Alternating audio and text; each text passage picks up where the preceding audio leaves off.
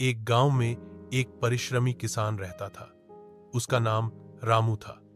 रामू सुबह से शाम तक खेतों में मेहनत करता, हल चलाता, बीज बोता और फसल उगाता। वह साधारण जीवन जीता था, लेकिन ईमानदार और नेकदिल इंसान था। गांव वाले उसे मेहनत की मिसाल मानते थे। रामू की मेहनत रंग लाती थी, पर फिर भी गरीबी उसका पीछा नहीं छोड़ती। कभी बीमार मां के इलाज के लिए पैसे की कमी हो जाती, तो कभी घर की छत टपकने लगती। इन परेशानियों के बीच भी रामू हार नहीं मानता। उसका विश्वास था कि मेहनत ही इंसान का सबसे बड़ा धन है। एक दिन रामू अपने खेत की गहरी खुदाई कर रहा था। गर्मी तेज थी और पसीने से तर-बतर उसका शरीर थकान से कांप रहा था। तभी उसकी कुदाल किसी कठोर चीज से टकराई। पहले तो उसने सोचा कि शायद कोई बड़ा पत्थर होगा, लेकिन जब मिट्टी हटाई तो भीतर से चमचमाता हुआ सोने का मठ दिखाई दिया। रामू की आंखें चौंधिया गईं।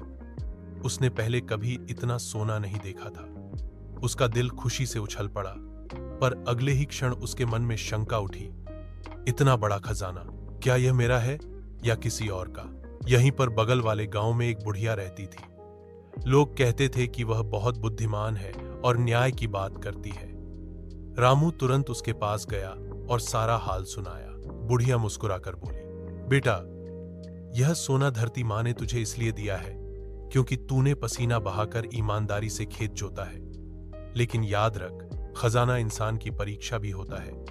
अगर तू इसे लालच में बरतेगा तो यह तुझे बर्बाद कर देगा। अगर इसका सही उपयोग करेगा तो यह तुझे और दूसरों को सुख देगा।